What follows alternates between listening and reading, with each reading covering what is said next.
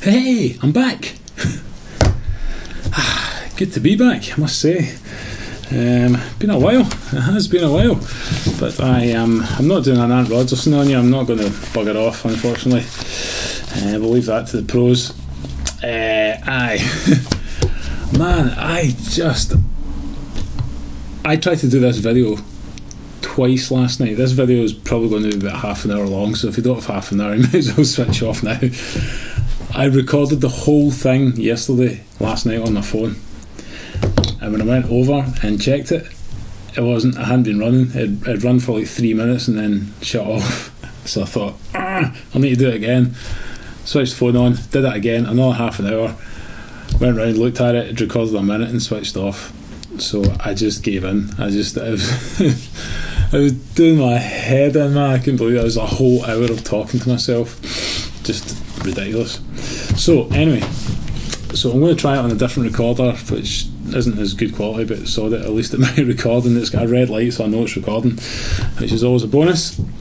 So yeah, I was going to sit down, I did sit down last night and discuss a lot of stuff, and I was drinking Andy Beer Lover 25's Centennial Smash Pale Ale, and I was blathering away about it until I was saying how shite it was and all that kind of stuff, you know. Nah, only kidding. It was amazing.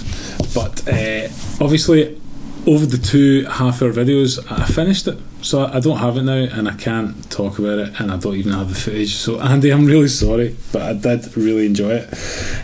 One of the things that I did notice was I've been talking to Andy that I really like Lagunitas IPA. There's some sort of weird X-Factor taste in it that I can't quite put my finger on, and I really would quite like to know what it is.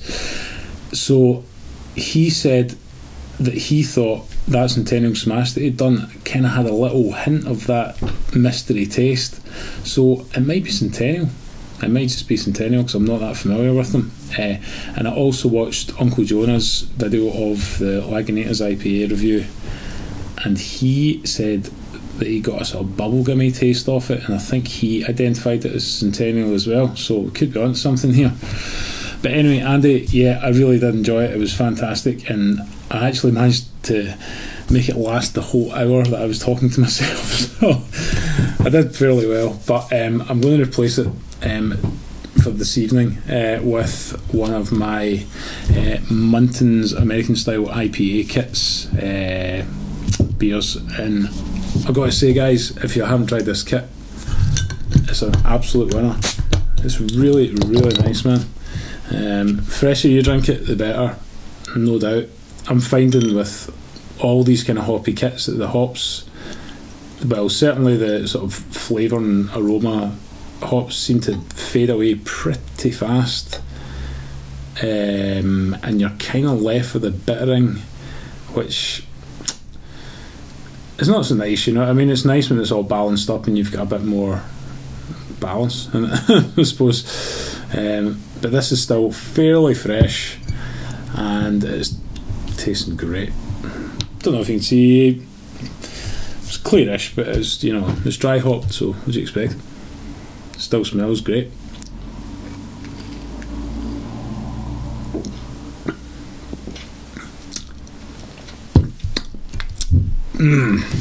That is lovely. Seriously, if you haven't tried that kit, try it. It's probably the best kit I've ever made, to be honest. Just for a nice simple kit. It's a 2-canner, bit of dry hop, boils your uncle, really good. Anyway, so I've got a little list of things that I want to speak about, and because of that intro was another almost probably 10 minutes, it's probably going to be probably near 40 minutes now, but you can skip this bit anyway if you want. So first things first, as I mentioned there, Ant Rodgerson, you know, I'm really gutted you're departed. You know, I know I haven't been around much lately, but it is a wee bit of a shame when sort of long-term faces kind of disappear.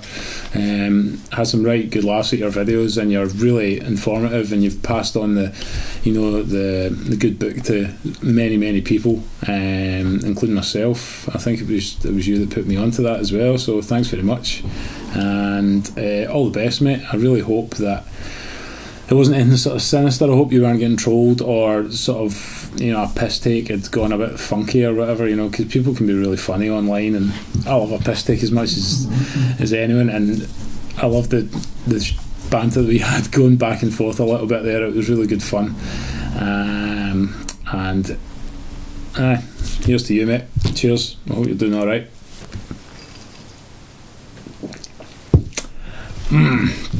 So another shout out. I'd love to say a massive thanks to Grant, Beer Lover 1983 Brew. He's really been looking out for me lately, in so much that I think he kind of knew that I was wanting to dabble in brewing a bag, but I'm skint as long and the short of it. And he got in touch with me and he gave me a fantastic deal on his old brew pot. And when I say old, I think it's just that he's kind of stepping up, as he likes to do. But the pot that he gave me, as I say, gave me a fantastic price on it. It's in great condition, you know, good hop filter, it's great tap, it's got a fantastic Blitzman thermostat on it and everything, and he cleaned it up and all that. You know, thank you so much, mate. I can't tell you how much you've really helped me out there. You know, you've really got me on my first steps towards brewing the bag. So again, cheers, thanks very much, mate. I always forget to drink when I'm doing videos, so I'm going to just make a point of toasting people and things just so that I remember. Thanks for the pork scratchings as well that were in the pot. Nice touch, I like it. So hopefully I can sort you out with a couple of bits and bobs that I can post you down at some point. It'd be nice to sort of return the favour at some point, but thank you very much. Also, I'm very, very aware of the fact that I have outstanding beer mail to review from Grant and also Cidermeister. Guys, I cannot tell you how much I appreciate you guys sending me that stuff, and I'm really sorry that I haven't got around to it now. I genuinely have been very, very busy. You know, working during the week, and then at the weekends it's summertime. Not that you fucking know it, but technically, but if you go by the calendar, it is summer, and weekends tend to consist of camping trips and festivals and stuff like that. So there's been a lot going on, and I just really haven't had much time, and I wanted to sit down and spend a bit of time with them and just do them properly. So they will be happening soon, I promise you. They are in the pipeline, and please don't take it as an indication of non-interest. It's far from that, guys, and I really appreciate it. So I'm going to toast you as well. Right, here's to you, Grant, and Mr. Cidermeister. So, a few things. I've been having a few issues with some of my brews, actually. I'd been pretty much plain sailing up until a wee while ago, and then I was finding that when my fermentation kicked off, the krausen's coming up, and prior to this it died back down again and the top had kind of cleared, and that was kind of the way it seemed to be working for me. But the last 3 or 4 brews that I've done, krausen's gone up, it's not really gone back down again, it's just kind of stayed there. It's gone down a bit, but it's just sat there, and I've been waiting for it to disperse, and then it's actually kind of started good carbonation. It started drying out a wee bit on the top. It looks kind of, it's hard to describe. It just looks like a krausen, but it's powdery dry almost. It's not an infection as far as I'm aware. The beers seem to have tasted okay, you know, apart from one. I did the Young's American Amber Ale, and the same thing happened to that. And then when I bottled it, it stank of glue, basically, just like, yeah, glue, Yoo-hoo or something, I don't know. And I bottled it, tasted it, and it tasted of glue. I don't really know what the explanation is. I'm led to believe it could be a temperature issue. Not really sure. If anyone knows, if they've experienced that before, certainly let me know. As I say, there's been no summer here whatsoever, so the temperatures in that cupboard haven't really been higher than normal. But yeah, it was quite the vial. So that'll get ditched. They also turn it into gushers, which I think I've got a little video of somewhere, and if I have, I'll stick it in now.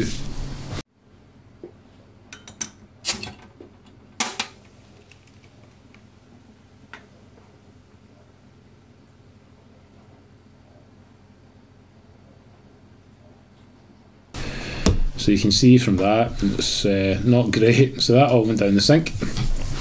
It's the first brew I've had to pour away, you know, sad stuff. And all of a sudden, when you're thinking, hey, 50p a pint, that's great when you're drinking it, but see when you're pouring it away, you're just like counting the 50p's.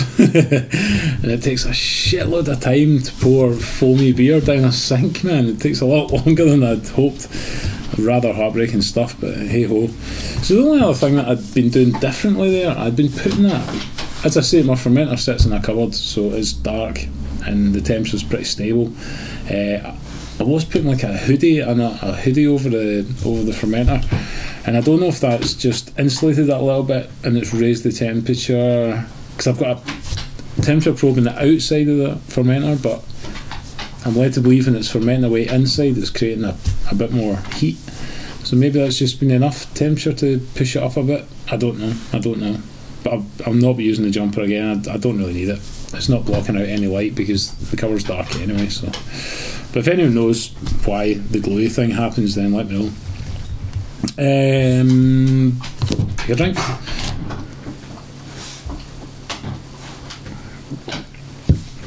If you can hear some snorting coming from over here, it's just the dog. It tends to run, well, sort of do a bit of sort of dog breakdancing at night for some reason. She just goes a bit mental.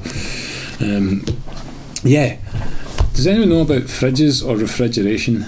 Because I got hold of one of these little Husky beer fridges. Good deal. I think they're new. They're about 140 quid. I got it on Gumtree for 20, I think it was, and it was working fine. It was sitting out in the garage. My girlfriend does quite a lot of woodworking and stuff, and she created quite a lot of sawdust and stuff like that in the garage, and I thought, right, let's bring that in. I'll stick it inside. Brought it in, plugged it in. It was quite a lot of sawdust around about the whole thing, so I hoovered it and cleaned it all up. Plugged it in, switched it on, and it's not cold inside. I don't really know why. I mean, it sounds like the motor's running or whatever. It's definitely making us a hum or a buzz or the same noises it used to. I don't see any like air intakes, grills or anything like that may have got sort of blocked up. From what I can see, it looks like a totally sealed unit, but it's not getting cold. There's little sort of copper brass pipes or whatever they are in the back that are part of the refrigeration unit, and they tend to sort of frost up and create a little bit of ice, so it looks like it is working to an extent, but it's just not cooling down. I have been advised to make, the only advice that I've been offered is to turn it upside down and switch it on in case it's got an airlock in it. Does that sound reasonable? I don't know. I haven't tried it yet. I will try that. But if anyone else has got any suggestions, then please let me know what I can possibly try or do. Could bin it, but I mean, it just seems a bit shit, really. I've only lost 20 quid, but it's a great fridge, you know, and they're worth a lot more than that. They are good units, but it's just not working. So, yeah, I'm kind of on my way to doing my first brew in a bag, getting into the all grain thing, so that's quite exciting. Thanks to Grant, I've got my pot. I made a wort chiller. It was just based on sort of standard design that most people seem to do, you know, your copper pipe wrapped around a paint tin, some hose fittings and blah blah blah blah. But I kind of took what I thought was the best parts from different people's videos, Harry Brews and a few others, and made my own little twists on it.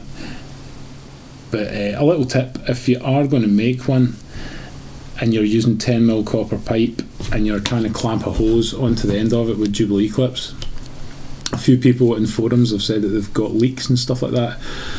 So I was looking at the 10mm pipe and the hose, and there's quite a bit of difference in size, and yet if you're clamping that up, those Jubilee clips never go perfectly round because they've got the wee bit with the bolt, I feel like, and that bit's flat, so you're getting a wee bit of a flat on it, so it's never going to pinch it all the way around properly. So because I knew it was 10mm pipe, I looked to see if I could find just little bits of tubing that were 10mm in a diameter, which may just pack that gap out, and I found the perfect stuff.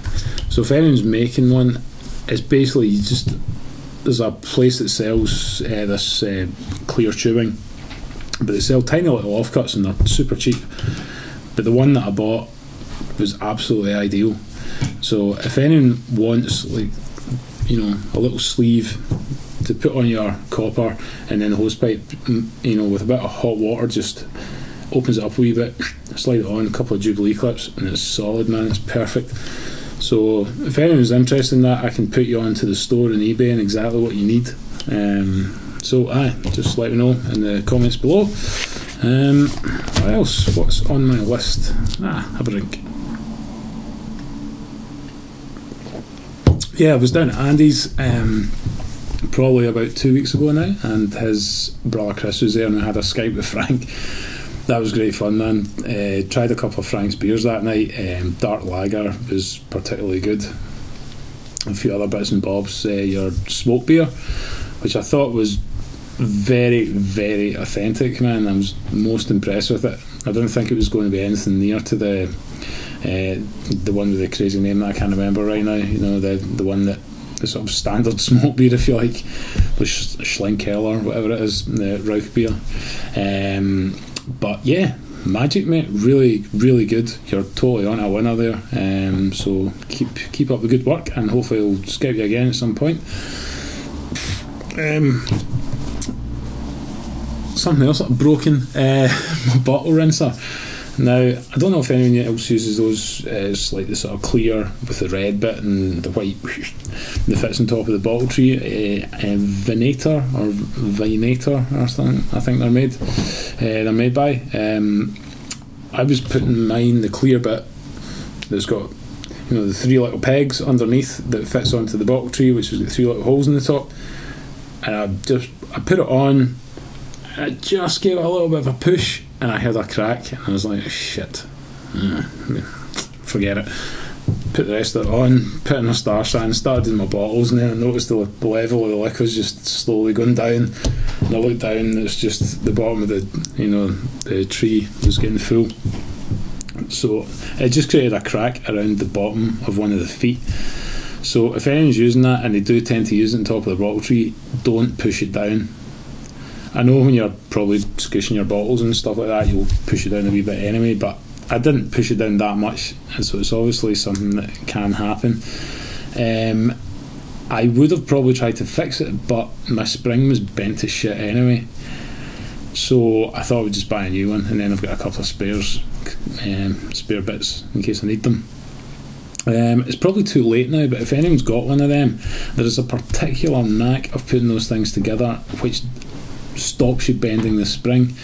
So I'm pretty sure that if you've got one of those bottle rinsers, your spring will be bent. But if by any chance you've just bought one, let me know if you want to know how to put it together without bending the spring, because there is a total knack to doing it. And if you just do it, if you just put it together as you would imagine and screw it together, you will bend the spring, I guarantee it.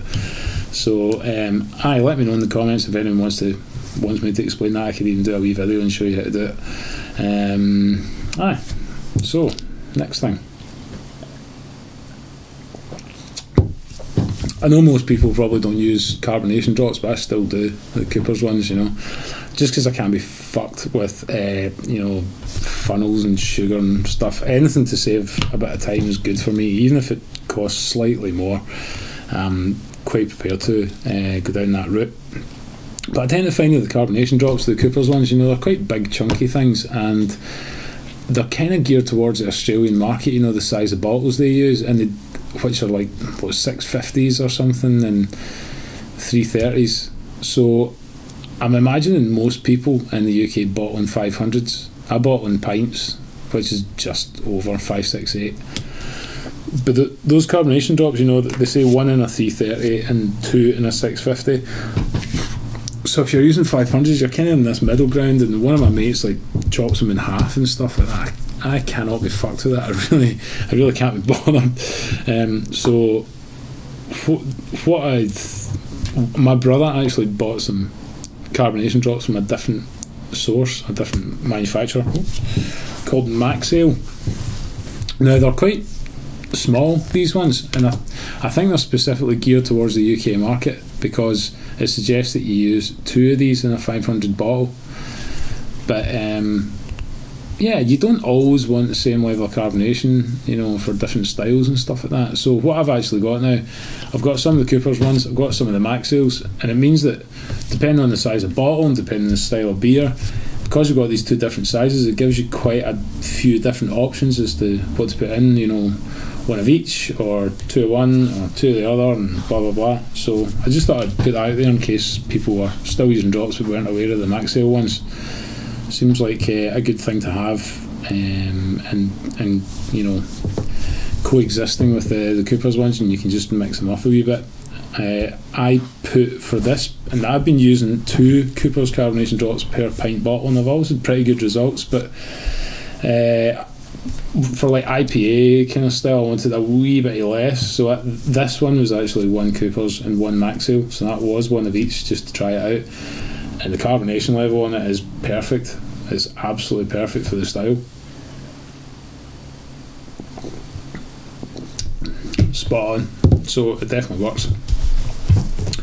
What else? My girlfriend got me one of those Groupon deal things, and it was for Beer 52, I think it's called. You know, one of those services where they post you out beers every month. I was never going to sign up for that because I can't afford it, but there was through this you just got your first case, and she got it for something like £7 or whatever, but normally per month it's quite a lot of money. It works out to the equivalent of something like £3 a bottle, which to me sounds quite a lot, you know. Now I know these services are kind of geared up towards people who are living in dry spots or dead spots, you know, and they can't really buy decent beer locally, and they would have to travel a bit to pick them up or whatever, so maybe to pay the postage is worth it if you're in that situation. I'm fortunate enough that I've got some amazing places around here, so I don't really need to go down that mail order route. I've got an Aldi at the end of my road which does loads and loads of good beer, nice and cheap. All the Williams Brothers bottles, 500ml, are like £1.49. They do loads of other specials. There's quite a lot of different Scottish breweries they stock regularly. They've got Brewdog stuff, which is cheap as well, it's £1.50. What else? Loads of stuff, and it's very reasonably priced, and they have different ones from time to time, and they do a beer festival and they've got shitloads, you know, and it's all cheap as well. Next door to the Aldi at the end of my street there's also a Marks and Spencer's, like just a food Marks and Spencer's. Their beer selection now is great, you know. They do 500ml bottles, and most of that range are single hopped things that are very interesting. Slightly more expensive, but you know, probably worth a wee dabble just to try. They also do a range of 330 bottles, which has got quite a lot of different interesting ones in their line. They do like a triple hopped lager, I think, a double hopped Citra IPA, a saison, various things like that, and they're not that expensive, so they're worth checking out. What else is down there? They've got Lagunitas for £2. They've got Sierra Nevada Pale Ale for £2. They also do the Torpedo version, which is also £2, I think. And various other bits and bobs, yeah. So I mean, that's just at the end of my street. I've got those two. In the west end of Glasgow, which is about a 10-minute cycle from here or drive, I've got Valhalla's Goat, which is an amazing bottle shop, which is owned by Williams Brothers, I think, and they've got an outrageous selection of beers. They've got a website, so if you're interested, check them out online. And there's also, quite close to them as well, is a place called Hippo Beers, which is just a couple of guys set up a bottle shop, and again, it's absolutely brilliant, absolutely fantastic selection of all types of beers from all over different parts of Europe and all over the world. I'm also fortunate enough to have a Wetherspoons about between a 5 and 10 minute walk from my house. There's a Wetherspoons. Not only is it Wetherspoons, it's a cheap Wetherspoons. So at the moment, you know, they've got Devil's Backbone IPA on draft for, and I think it's $2.49 a pint. $2.49, I think it is, yeah. They've also got 6 Point Bengali in cans for £2, and the crisp and various other bits and bobs. They've also got Lagunitas IPA, £2.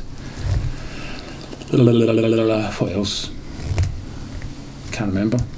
Other stuff, loads of different stuff, but that particular Wetherspoons, as I say, is even cheaper than the ones in town, so I'm fortunate enough to that as well. So I'm spoiled for choice here, so I don't really need mail order stuff.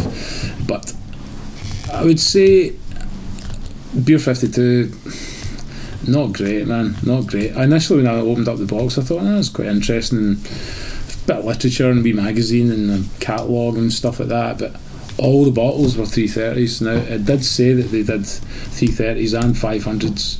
They were all 330s. Nothing really blew me away. In fact, one of them was an Edinburgh beer. I'm an hour's drive from Edinburgh, and I mean, I can buy Barney's beers in Aldi, and it was a Barney's, so nah, not really for me. And since then I thought, I wonder what other people are saying. I looked online, quite a lot of other people aren't that enamoured with Beer 52 either. So I would say if you're going to go for one of these things, flavourly I think is meant to be pretty good, and also the people that sponsor Grant, Ibria, are probably the best ones to go for. Haven't tried them myself, but seem to be better. They seem to be better. Beer 52 seems a bit sketchy. The only other thing I was thinking about was, people are always looking for different cleaning solutions. I don't mean as in solutions, as in liquids. I mean problem solving things. So I was actually up in the loft and I noticed that my mum had lent me a steam cleaner a while ago. One of those things that's like a water tank and then it's got a wee thing that heats it up and you've got a trigger and various doodads, attachments, nozzles, what have you, for cleaning stuff. And I thought, that'd be pretty good for cleaning brewing equipment because it's just steam, and so you're not using harsh chemicals or anything like that for cleaning. It might be good for spigots and taps and joints and and pots and all that kind of stuff, and your hot filters or whatever.